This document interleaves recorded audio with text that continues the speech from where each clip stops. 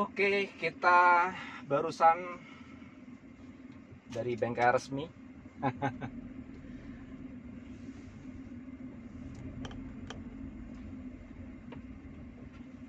Ya, tadi tuh awalnya waktu saya pakai pagi-pagi tadi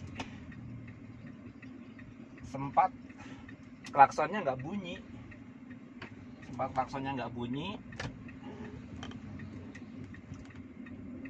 Lalu saya bawa ke bengkel resmi sekalian ngecek kaki-kaki karena perasaan kaki-kaki itu ada yang nggak beres gitu loh.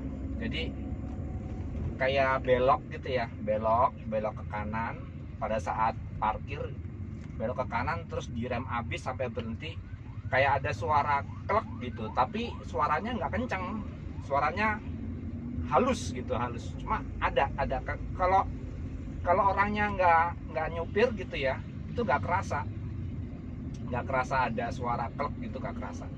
Hanya sopir yang bisa merasakan itu. Tapi terasa itu. Sekalian mau cek kaki itu juga kebetulan pas klaksonnya juga mati. Ya, ini sekarang klaksonnya udah hidup lagi nih. Ternyata klaksonnya itu cuma ada kabel tambahan yang putus gitu. Putusnya apa? Kan ini saya ganti klakson nih ya, ganti klakson terus ada kabel tambahan dari kutub positif aki ke ini ya, ke klaksonnya. Karena klaksonnya yang aslinya kan single, terus saya ganti double keong. Nah, itu butuh relay yang baru kan, itu ada tambahan kabel itu. Nah, di kabel itu tuh kayak lepas dari soketnya gitu kan, ada soket tambahan untuk sekring ya. Nah, soket tambahan untuk sekring itu yang lepas. Itu cuma disambungin lagi aja sebetulnya. Cuman karena saya males nyambungin sendiri, saya bawa ke beres aja deh, sekalian ngontrol kaki-kaki yang bunyi itu. Ternyata cuman ada yang kendor aja. Jadi kaki-kaki itu kan ada ball joint di depan itu kan itu udah kendor lama-lama gitu loh. Ya mungkin karena pemakaian kan. Cuman dikencengin aja udah beres lagi. Udah nggak ada masalah lagi.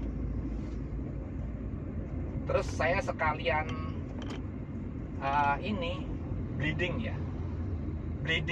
minyak rem ya. Kenapa saya bleeding minyak rem? Karena kemarin teman saya Convero tahun 2017 nggak ada masalah di kesehariannya tuh, nggak ada masalah. Tiba-tiba koplingnya itu ngelos ya, nyeplos lah, atau banyak orang bilang ngeslong gitu ya. Itu pas ada di Jawa Timur ya, karena saya jadi ngeri jadinya. Ya udah, sebelum kita ke Bandung, minggu depan mau ke Bandung nih saya. Sebelum ke Bandung ya udah sekalian dicek minyak remnya. Ternyata di dealer itu di beres nggak punya alat yang buat ngecek ini loh, apa, kadar air di minyak rem itu. Karena kadar air di minyak rem itu kalau sudah tinggi kadar airnya itu harus ganti, kalau enggak bisa bikin si sil-sil hidrolisnya itu nggak kuat nahan, akhirnya jebol juga.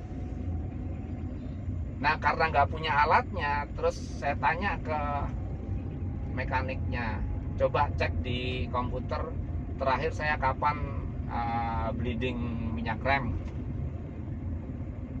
Ternyata udah sekitar 20 ribuan lah. Terus saya tanya, normalnya berapa kilometer gantinya? Di mekaniknya bilang 60 ribu. Tapi karena saya ngeri ya, saya ganti aja sekalian, dah bleeding aja deh, murah kok, nggak sampai 70 ribu, cuman bayar 60 berapa tadi, 68 apa 69 lupa, tapi nggak sampai 70 ribu. Udah itu aja. Terus ini udah beres lagi semua. Si kayak yang bunyi klek itu kalau kita belok sambil ngerem itu udah nggak ada lagi.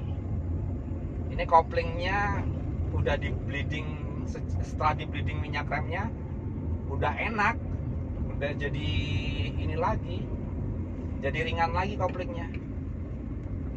Terus oh iya, aki sekalian saya cek, ternyata akinya juga masih bagus. Ini udah, padahal udah berumur 1,5 tahun nih akinya nih. Nih masih bagus nih akinya. Jadi mobil ini ready, siap untuk keluar kota. Intinya gini, dengan memperlakukan dan merawat mobil yang benar, tidak hanya merawat ya, tapi kita perlakukan mobil kita dengan benar, mobil itu akan awet. Apapun mereknya, apapun mobil Anda, pastikan Anda menggunakannya dengan benar ya. Dan memperlakukannya juga dengan benar, merawatnya juga dengan benar. Jadi jangan asal gitu ya. Terbukti pada mobil saya, walaupun di luaran banyak yang komplain Wuling Convero banyak kelemahannya, rusak ini rusak itu dan lain sebagainya, mobil saya sudah hampir 70.000 km ongoing tahun 2018, so far so good. Hati-hati, kopling ngeslong juga karena kita mengabaikan penggantian minyak rem ya, bleeding minyak rem per 20.000 km meskipun disarankan 60.000. Gitu aja video kawan kali ini. See you on the next video. Terima kasih sudah menonton.